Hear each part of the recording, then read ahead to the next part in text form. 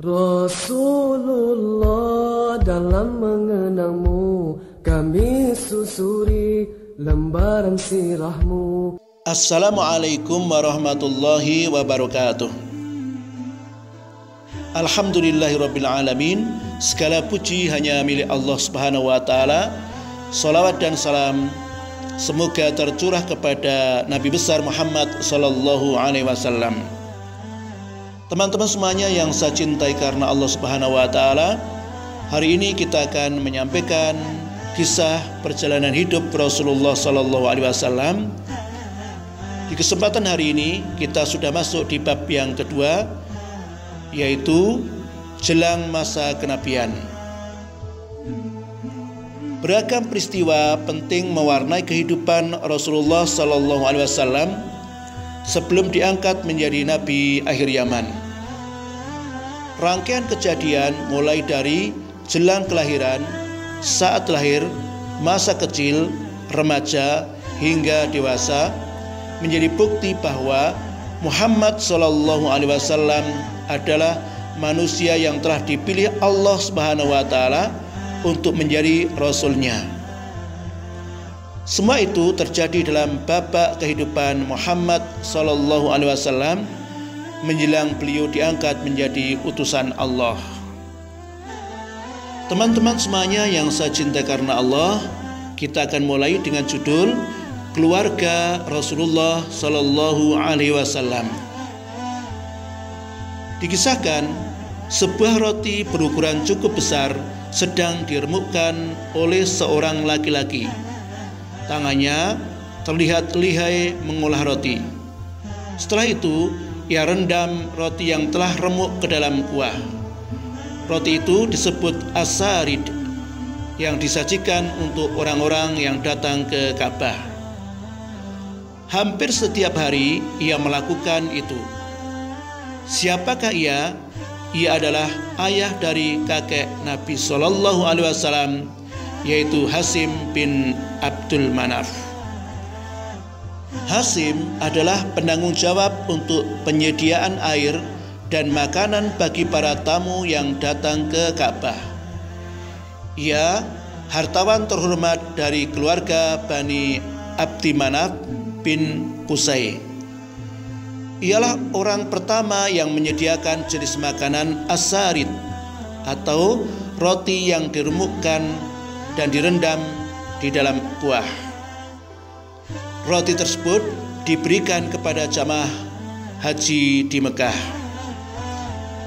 Nama aslinya adalah Amru, tetapi ia biasa dipanggil dengan nama Hashim karena pekerjaannya. Hashim dalam bahasa Arab artinya orang yang meremukkan roti. Ia juga yang pertama kali merencanakan dan memprogram 2 kali rihlah atau bepergian bagi kaum Quraisy, yaitu rihlatus syita artinya bepergian di musim dingin, dan rihlatus syaif artinya bepergian di musim panas. Keluarga besar Nabi Muhammad sallallahu alaihi wasallam lebih dikenal dengan sebutan Al-Usrah Al-Hashimiyah. Sebutan itu dinisbahkan kepada Hashim bin Abdul Manaf. Silsilah Nabi sallallahu alaihi wasallam tentu saja tidak berakhir pada Hashim bin Abdul Manaf. Lalu siapa generasi di atas Hashim? Berikut garis keturunan Rasulullah sallallahu alaihi wasallam.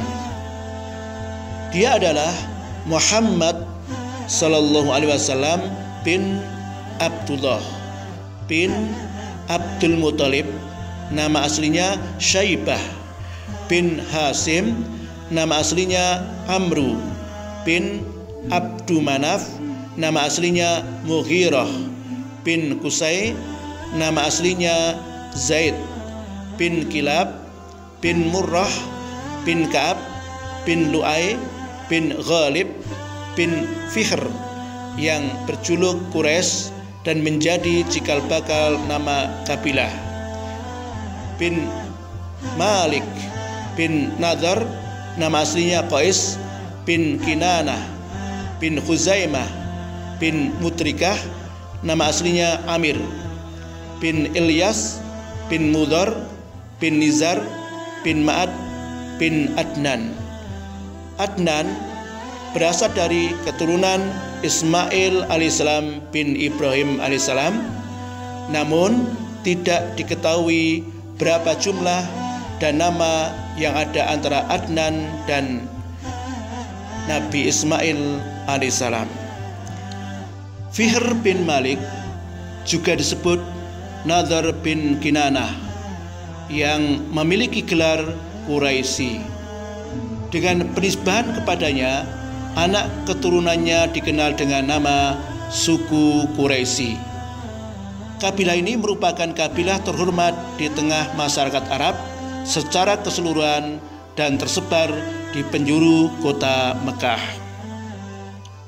Teman-teman semuanya yang saya cintai karena Allah, kita akan menyampaikan kisah Hashim pergi, Abdul Muthalib datang.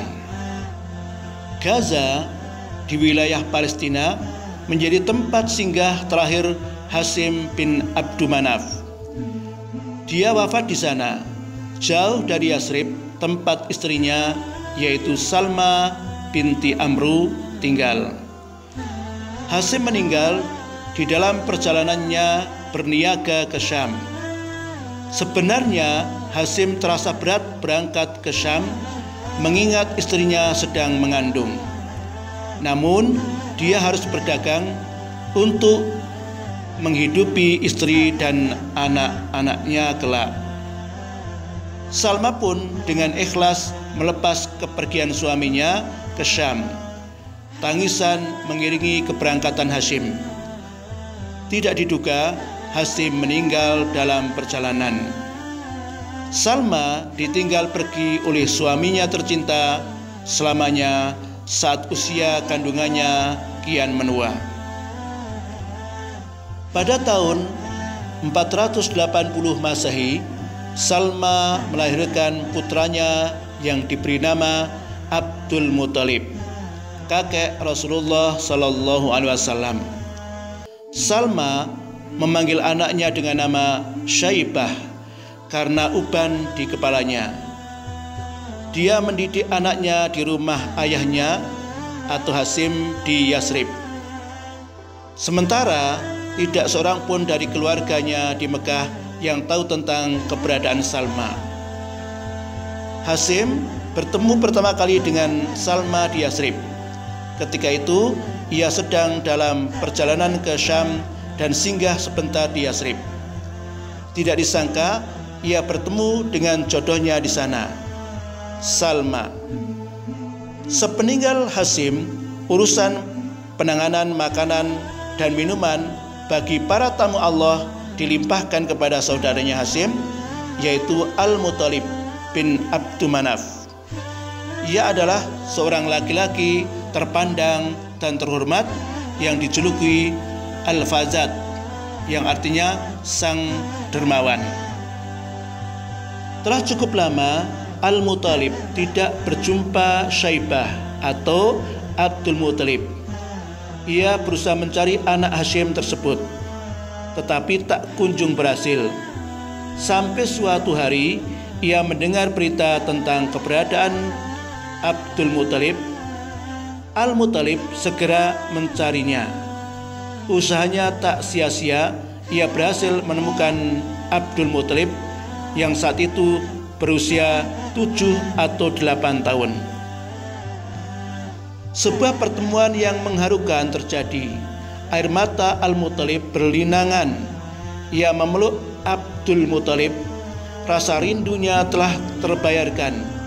Ia menaikkan Abdul Muthalib ke atas tunggangannya dan memboncengnya. Tetapi Abdul Muthalib menolak. Al-Muthalib pun meminta persetujuan Salma, ibunda Abdul Muthalib, agar diizinkan membawa pergi anaknya. Tetapi sang ibu menolak permintaan itu. Salma tak ingin lepas buah hatinya yang sangat dia sayangi. Namun hati Salma akhirnya luluh juga saat Al-Muthalib berkata, sesungguhnya dia, Abdul Muthalib, akan ikut bersamaku menuju kekuasaannya yang diwarisi oleh ayahnya yaitu Hashim, menuju tanah haram. Mendengar itu, Salma mengizinkan Abdul Muthalib pergi dengan berboncengan di keledai milik Al-Muthalib. Abdul Muthalib tinggal bersama Al-Muthalib hingga dewasa. Suatu ketika Al-Muthalib pergi ke Rodan, yaitu Yaman, yang menjadi tempat perjalanan terakhirnya. Di tempat itulah dia meninggal. Kekuasaannya diteruskan oleh Abdul Muthalib.